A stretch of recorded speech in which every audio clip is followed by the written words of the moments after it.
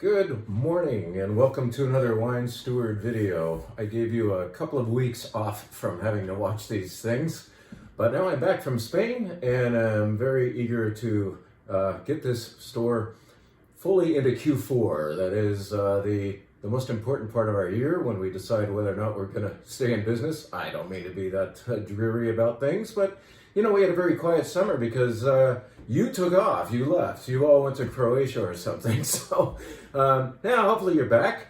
Kids are back in school, you're back on a routine, and you can include the Wine Steward in your fall routine. So fall means we really rev up our events. We start doing more and more of these sit-down events up on our mezzanine where we show you 2 hours worth of a delicious wine theme, where it might be regional. We might do the south of France, the Rhone, Châteauneuf-du-Pape, that comes later. We might do all one winery, Nickel and Nickel, that comes later. It is on the website, by the way. We've given it a date, but we can't sell those seats until we've sold these seats. This is for what you're seeing here pertains to next week's event. Well, I've already sent out an email about our all Burgundy event next Tuesday, and that thing nearly filled up, like within 2 hours. So great, you guys are back in town. You're interested in trying some great Burgundy with us, and that's very gratifying. I believe there are 2 seats left for Tuesday, so I'm not going to spend a lot of my breath trying to sell those last 2 seats. They will be taken. What I really want to do is come back the very next night and repeat the event. And I've already put that on the website, thewinesteward.com, so that those of you who cannot come on Tuesday, either because we're sold out or because Tuesday wasn't going to work for you, now you can sign up for Wednesday. How about that? So, next Wednesday, all Burgundy, including these 2. I think we're going to do 12 or 13 different wines from one of France's most revered, most famous wine regions.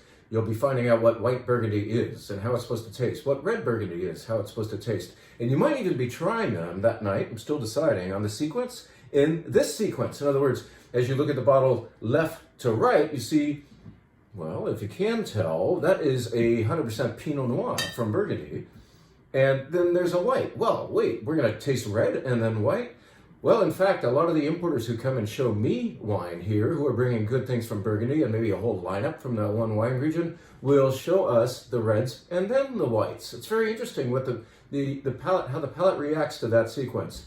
At any rate, we're going to have fun with that. We're going to have fun telling you about great Burgundy. We're going to have some affordable, and then we're going to open some really special bottles too. So I hope you will be interested in coming next Wednesday night, probably not Tuesday unless you're already signed up, because there's 2 seats left for that. So head to thewinesteward.com and get involved in this. We only do this once a year. Burgundy is it's become an annual event that we do in the fall at some point, as we anticipate great holiday dinners coming up and possibly getting these open for those. So, Burgundy coming. Are you? I'm going to be very brief in telling you about a few WineBar wines. Yes, as usual, we have a good 12 or 14 different things on this week's uniquely new WineBar menu, but I'm not going to tell you all about them. What I am going to do is just briefly give you the gist. How about that? So, sparkling wine of the week. If you've never heard of Txakoli before, let's just tell you. Txakoli, T-X-A-K-O-L-I, doesn't look very Spanish, is it? That's a Basque place name. That's northern Spain, very near San Sebastian, where I was hanging out just about a week ago.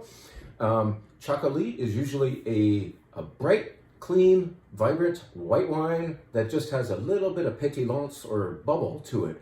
In this case, this is a Brut Nature. This is made just like champagne out of the grape Anna-Ribizuri, and that is the main grape of the region called Txakoli. So this is a very unusual Brut Nature Txakolina. That is the sparkling wine of the week. So give it a try. Very dry, kind of savory, very interesting stuff. Good stuff. Now, white wine flight. We always do a flight of white wines, 5 white wines in a row. What's the theme going to be this week? All one variety? All one place? No. How about this? A style. The style being all no oak. So there's nothing wrong with oak. It comes in handy. In other words, like all the Burgundies we're going to be trying next week, they were put into barrels carefully with, some of the barrels being new, some not. But in this case, it's no oak in the white WineBar flight. And look at this. This is a wine, a varietal that you would typically expect to see coming out of an oak barrel. This is Morgan's Chardonnay. But this particular one, even though they make several others that are in oak barrels, this is called Metallico because it sees naught but a stainless steel tank during its upbringing before bottling. And so it also is kept from going through malolactic fermentation, which makes a Chardonnay a little more yummy and buttery. And so you would think this stuff's going to be thin and insipid. It actually isn't, because it's grown in a great place called the Santa Lucia Highlands. And there it is. See that? Santa Lucia Highlands. It's very unusual to see Santa Lucia Highlands bottled at this nice low $20 price. I mean, it's like just barely over 20 bucks. Delicious. It's on the white WineBar flight that consists of no oak whites, including Chardonnay. How about that? Metallico Chardonnay. Let's tell you about just one other one in that flight. My absolute favorite Grenache Blanc of the year. This is a grape I've come to love. It comes from Terra Alta, Spain originally, but now here in California we're making good ones. And certainly Unti up in Dry Creek Valley is making one of the best. We recently showed it at our Unti event, and we have some left over. In fact, I want to keep this on the shelf. This is fantastic wine shop wine. What I mean by that, it's distinctively delicious, and you don't see it down the street at Raley's or Safeway. They don't make enough of it for it to ever go there. And frankly, a lot of people are not casually shopping for Grenache Blanc. Wine shop customers, on the other hand, thoughtfully come in and wonder, well, hey, what's come in lately? And we say, well, how about this? Check out Grenache Blanc. I think I like Grenache Blanc. Well, you're going to love this one. Unti Grenache Blanc from Dry Creek Valley. One of the best I have ever had. I think we should be growing this grape variety in the Livermore Valley too. So it's kind of like let's inspire somebody to plant some and grow, make some, and we can have some good Grenache Blanc a little more locally. How about that? Now, red flight. Speaking of what the valley would do well by planting more of, how about Rhone varieties? You know, that's one of my incessant campaigns. So we're going to do a bunch of California Rhones. In other words, they're not from the Rhone Valley of France, but they are the grape varieties that are grown in we identify them as Rhone because they grow them like in Châteauneuf-du-Pape, Gigondas and all that. Well, these are California renditions. Here is a beauty. We put this on the WineBar once before, but we have a good amount of it, and I don't mind showing it twice. This is Cayena. Cayena is a producer down in Santa Barbara County that specializes in Grenache. And here, in fact, is varietal Grenache. Not sure it's 100%. It might have like 5 or 10% of Syrah. Sometimes Grenache needs a little help from a darkening boost of Syrah or Mourvèdre, but I think it actually is 100% Grenache grown in Ballard Canyon, neighbors to Stoltman Vineyards, okay? So, Cayena, gorgeous, pretty wine. Now, this Cal Rhone flight gives us yet another excuse to put our favorite wine in the store. Of course, we're very biased, but we are putting this back on the WineBar menu. It hasn't seen the WineBar menu for a few weeks, so it's time to revive that idea. I believe I am going to have a little of this wine. It will be the one thing I taste in front of you because I love checking up on our little baby here. This is Domaine des Clous de Vie, the 4th version we have made. Yes, we make this. And yes, truly, Adam Webb of Odisea Cochon actually does the hard work, the day-to-day wine making work on this, but we had a lot to do with it, choosing the blend and helping to identify the grape, the fruit source, which happens to be Oakley up in Contra Costa County.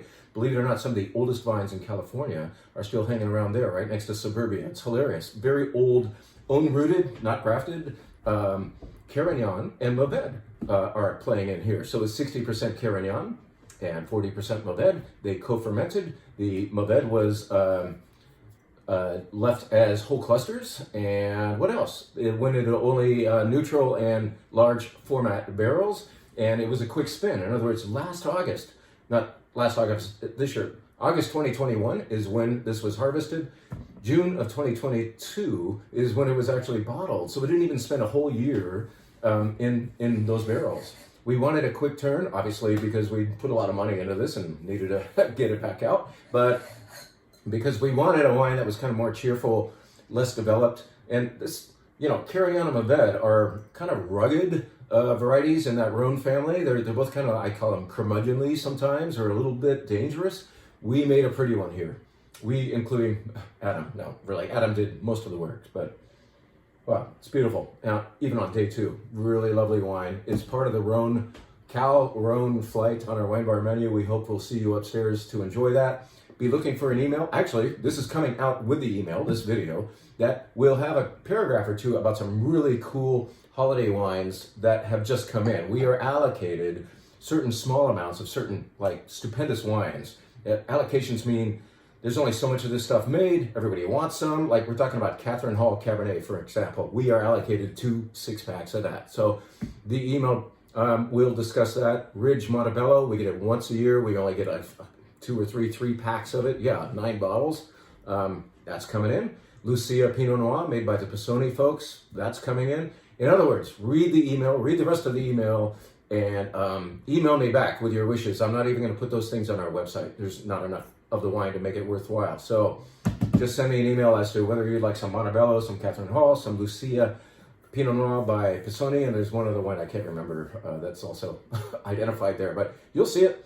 Thank you so much. We hope we will see you at the Burgundy event next week, or one of the two, and in the meantime, up at the wine bar. Thank you very much, and have a fantastic weekend. Stay cool.